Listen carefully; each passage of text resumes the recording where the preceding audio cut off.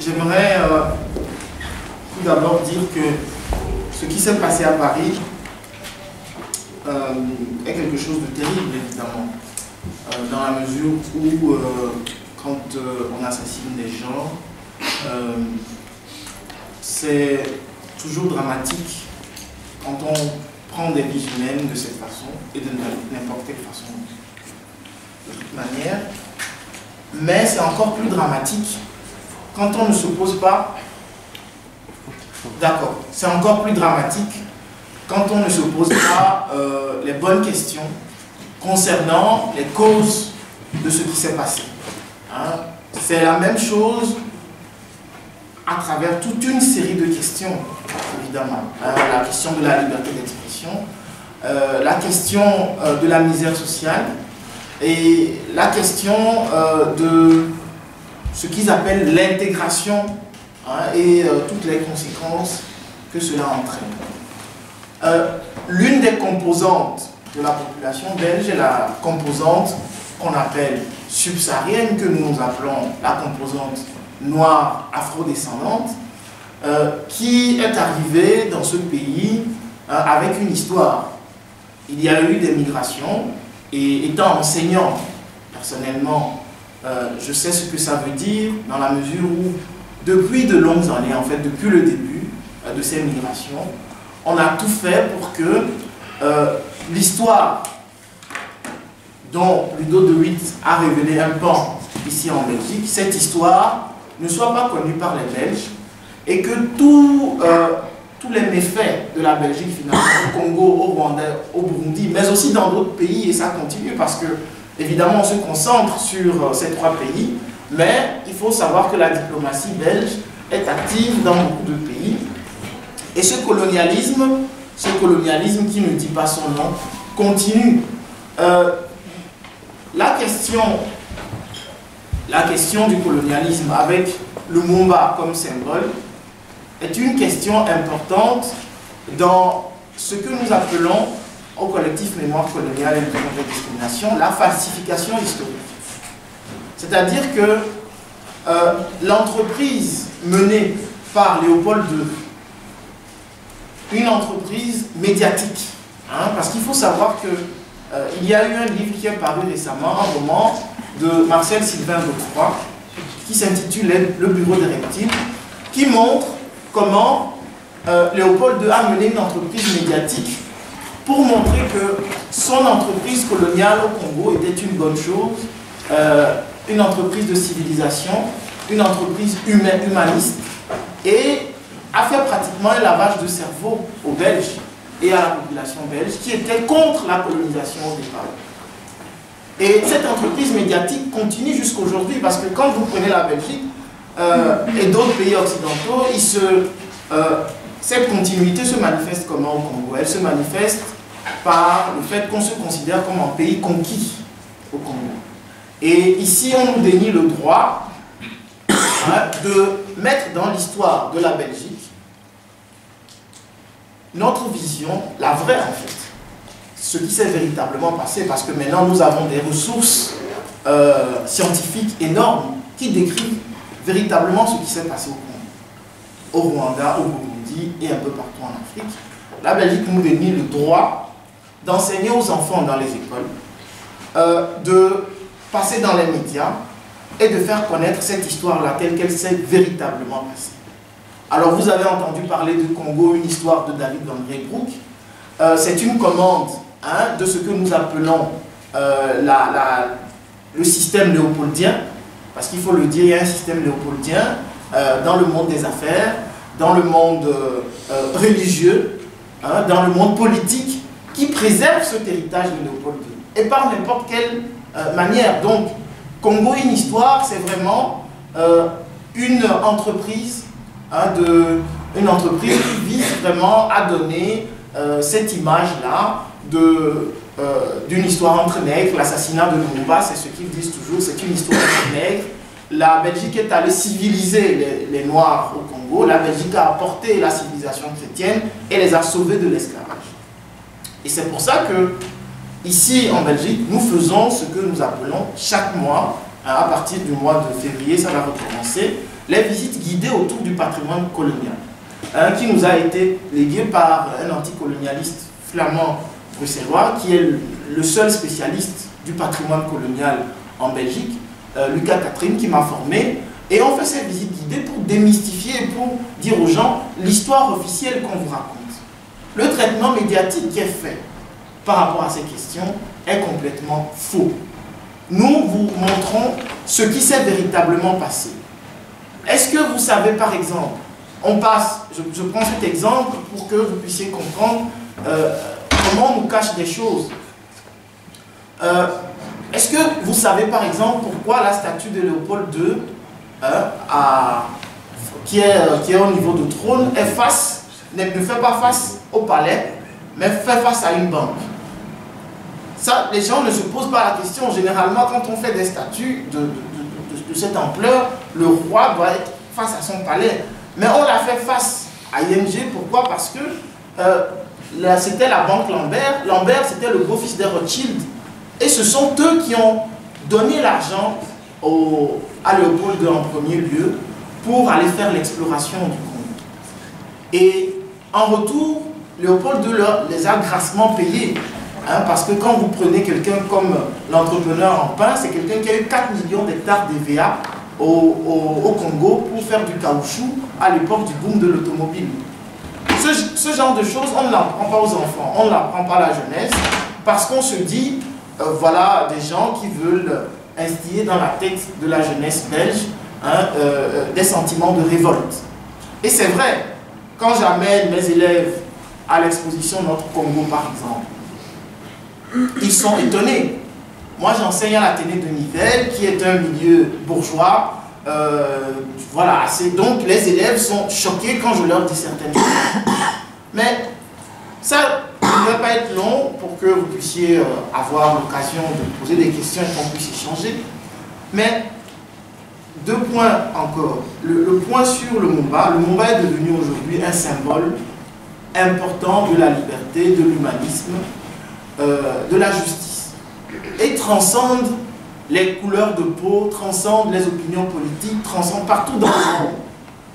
Et il faut savoir qu'à l'assassinat de Lumumba, ce n'est pas seulement l'Afrique qui a senti le boulet passer, ce n'est pas seulement l'Afrique qui a été révoltée, c'est le monde entier, à commencer par les solidarités intra-africaines. Je me rappelle que Gamal Abdel Nasser, le président de l'Égypte à l'époque, a accueilli la femme et les enfants de Lumumba. Il s'en est occupé, il les a logés, il les a nourris, il a inscrit les enfants à l'école. Ces enfants aujourd'hui, les enfants de Lumumba sont bilingues, ils parlent très bien arabe et français, anglais, grâce au président Nasser. Je me rappelle du roi Mohamed V du Maroc à l'époque, qui s'était élevé, qui avait rompu les relations diplomatiques avec la Belgique et qui avait dit que c'était un scandale. Donc, Lumumba dépasse les frontières et c'était un panafricain. C'était un panafricain, c'était un humaniste. Et il avait dit aux Belges, à l'indépendance du Congo, et c'est ce qui montre que c'était un humaniste, contrairement à l'image que seule la Belgique continue, cette image de diabolisation, que seule la Belgique continue à maintenir sur ce personnage. Lumumba avait dit par exemple, les Belges qui veulent rester au Congo après l'indépendance sont les bienvenus. Nous allons leur donner la nationalité congolaise à condition qu'ils soient prêts et qu'ils s'engagent à travailler pour les intérêts du Congo.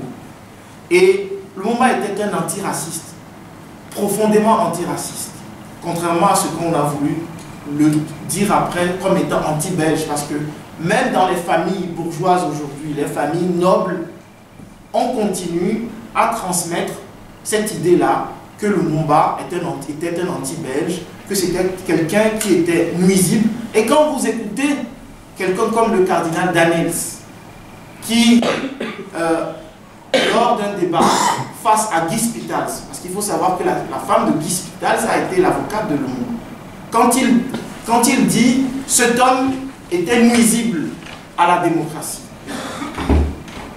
cela veut dire ce que ça veut dire, mais l'Église catholique s'est alliée à la royauté, à la finance internationale, pour bâillonner la liberté d'un peuple. Tout ce que vous voyez au Congo aujourd'hui, les massacres, les viols de femmes, tout ça, c'est le reliquat de cette histoire, hein, de ce bâillonnement, de ce peuple qu'on a soumis aujourd'hui et qui est devenu finalement un peuple rampant, un peuple qu'on traite comme un peuple esclave finalement. Donc, c'est la conséquence de toute cette manigance politico-historique et financière avec l'Église à l'intérieur. Lumumba était un laïc pur et dur. Il disait qu'il était croyant, mais il faisait la séparation entre l'Église et l'État. Et ça n'a pas plu à l'Église catholique. Il était pour une école profondément laïque. Et il l'a écrit, il l'a dit. Et donc, toutes ces positions ont allié tous ses ennemis contre lui. Et aujourd'hui, vous devez savoir qu'il y a des infrastructures, des rues, des boulevards, des places dans tout le monde entier, dans 77 pays qui portent le nom de Lumumba. Tous les pays qui entourent la Belgique honorent Lumumba, sauf la Belgique. Même au Kazakhstan, il y a une rue au nom de Lumumba. En France, mais bien sûr, tous les pays, en Allemagne, il y a 2 rues et une statue au nom de Lumumba. Et on se pose la question de savoir pourquoi est-ce qu'ici, il y a ce blackout. Alors, de temps en temps, comme pour le terrorisme, on nous montre évidemment quelques documentaires à des heures tardives pour dire on fait quand même quelque chose, ce n'est pas tabou. Mais évidemment, quand il s'agit d'aller dans des domaines aussi sensibles comme l'enseignement, hein, comme la visibilité dans l'espace public et la dédiabolisation, parce que Ludo de Witt connaît le dossier mieux que moi. J'ai lu récemment le livre de M. Raxon qui parle de la commission d'enquête parlementaire sur Lumumba. Qu'est-ce qu'il dit? Il dit, voilà, il y a des mesures qui ont été prises. Tout le monde se souvient des larmes de Louis Michel à l'époque, des larmes de crocodile sur ce qu'on a appelé là, entre guillemets, la responsabilité morale de la Belgique en ce qui concerne la mort de Lumumba. On avait décidé de créer une fondation. Aucune de ces mesures qui ont été préconisées par la commission d'enquête parlementaire n'a été mise en œuvre à ce jour. Et ça fait 12 ans. Oui, ça fait 12 ans, c'est en 2001. Et c'est l'une des raisons qui a poussé la famille Lumumba à porter plainte. Et donc, il y a une plainte pour la première fois. Une plainte a été déclarée recevable par la justice belge concernant 10 personnalités, dont une vient de décider, l'ancien Premier ministre Léo Tindemans.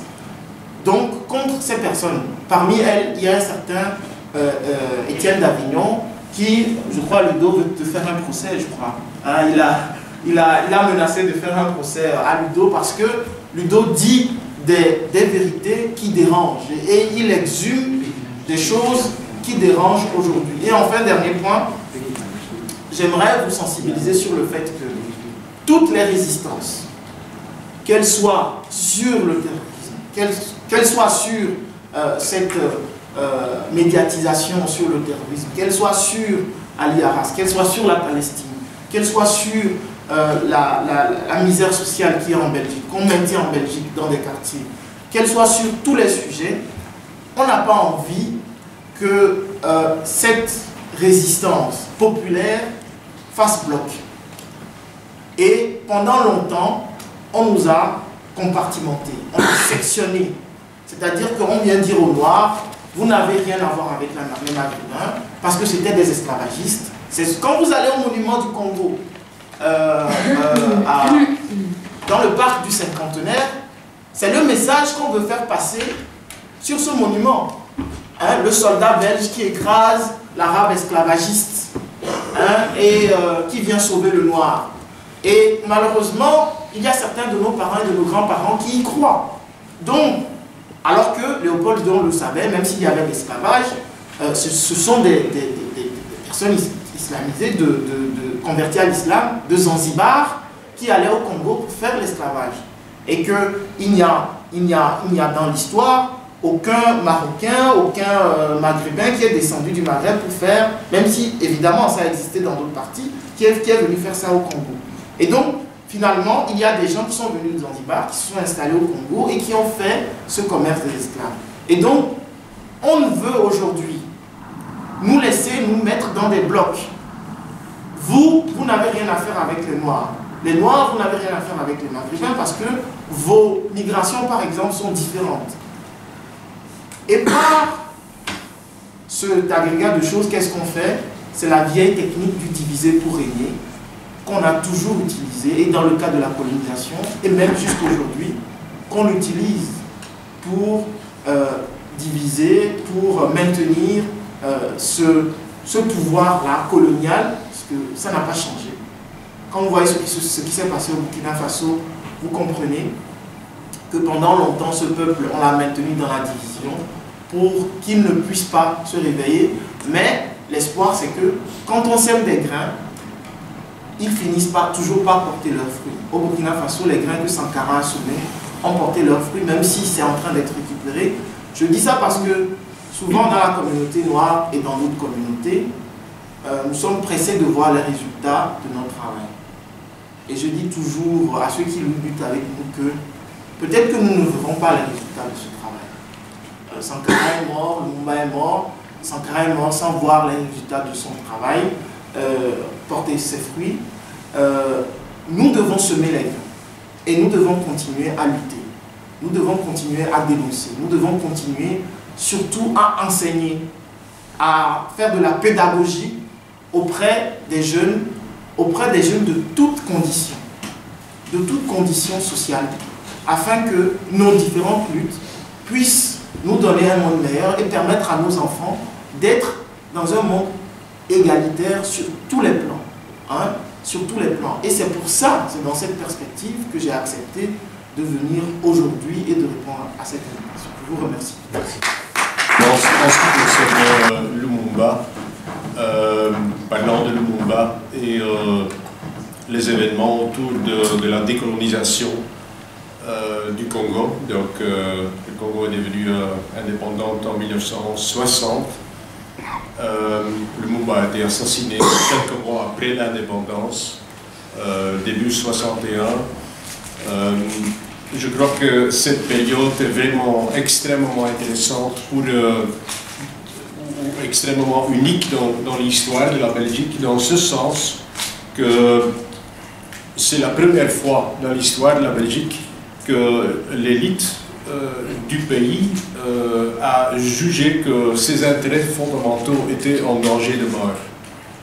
C'était la même chose pendant les deux guerres mondiales, mais à ce moment-là, donc l'appareil de l'État belge était détruit. Et donc on a vu en 60-61, pas seulement au Congo, mais aussi au Rwanda et Burundi, avec quelle force et quelle cruauté cette élite réagit quand elle se sent vraiment menacée dans ses intérêts fondamentaux. Donc on a, avec une intervention militaire, avec la destruction de la démocratie au Congo, avec la cessation des parts importants du pays, avec l'introduction de la corruption, le terrorisme, et finalement par l'assassinat du Premier ministre congolais. Pas seulement pour lui-même, par ses qualités, mais surtout parce que derrière lui, il y avait un mouvement de masse. Parce qu'il ne faut pas présenter cette indépendance, comme a fait à l'époque le roi Baudouin, comme un cadeau généreux de la Belgique. Non, c'était une indépendance qui a été arrachée par le peuple congolais. Et c'est ça que Lumumba a fait pendant à la cérémonie pour l'indépendance. Dans son discours, il a réagi au discours de Baudouin en voulant réapproprier cette journée qui était donc d'une façon extrêmement paternaliste présentée par le roi comme un cadeau. Et il a vu mettre en avant ce peuple congolais, ce peuple qui lutte, ce peuple qui a des revendications, qui conquiert sa liberté par ses propres forces. C'est ça qu'il a voulu faire et qui a donc provoqué l'ire de la Belgique et de l'Occident. Enfin, je ne vais pas dire beaucoup plus sur cette période-là, seulement ceci. On a donc eu une commission parlementaire ici en Belgique en l'année 2000-2001. cette commission, de nouveau, c'était pas une expression de la générosité de la Belgique pour faire toute la lumière sur ce qui s'est passé, non. En fait, cette commission était le résultat parce que le gouvernement belge de l'époque se sentait obligé d'instaurer cette commission. Pourquoi? Parce qu'il y avait certainement mon livre avec des révélations qui étaient irréfutables, parce qu'ils étaient basés sur des documents historiques, mais aussi parce que le dictateur Mobutu était chassé du pouvoir. Il y avait donc le peuple congolais, dans une certaine mesure, a pu renverser cette dictature, et on avait un régime au pouvoir au Congo, de Laurent Kabila, qui se déclarait nationaliste, donc en travaillant dans la foulée de la pensée de Lumumba. Et c'est pour ça que le gouvernement belge a donc dit on va instaurer une commission, céder certaines choses sans aller trop loin. Et donc ça c'était tout à fait clair, parce qu'au même moment où on avait instauré cette commission pour soi-disant mettre toute la lumière sur l'affaire, au même moment le gouvernement belge avait fermé les archives aux affaires étrangères pour toute enquête en ce qui concerne l'histoire du Congo, Rwanda et Burundi. On a donc eu cette commission, on a donc dû avouer quelque chose, on a avoué une certaine, dans le rapport on parlait d'une responsabilité morale de la Belgique, hein, on ne voulait surtout pas que c'était quelque chose qui devenait trop concret, parce que les implications sont énormes, hein. Quand on dit assassinat de Lumumba, on dit prise de pouvoir de Mobutu, une dictature qui pendant des décennies a donc pillé le pays en collaboration avec l'Occident. Donc les conséquences sont immenses de cette affaire. Et donc on a vu que, effectivement, comme a été dit, aucune des conclusions de cette commission ont été mises en pratique, et on a même vu une régression. On a 2005, on a eu une grande exposition au musée de Tervuren autour de l'histoire du Congo, et là-bas on a vu de nouveau une régression. On parlait de nouveau du fait que Lumumba était responsable pour le chaos au Congo, que Mobutu avait instauré un régime qui a de nouveau apaisé les esprits, etc. Aussi en ce qui concerne Léopold II, on avait y introduit des mots extrêmement révisionnistes. Et donc c'est ça qui a donc abouti à la décision de la famille pour commencer un procès contre, c'était pas contre 10 mais contre 12 Belges qui d'une façon ou d'une autre étaient impliqués dans l'affaire. Une enquête qui est en cours et qui, à la grande surprise des avocats et de la famille, a donc se déroule d'une façon positive. Donc d'abord, la justice belge a décidé que la plainte est recevable. Pourquoi? Parce que dans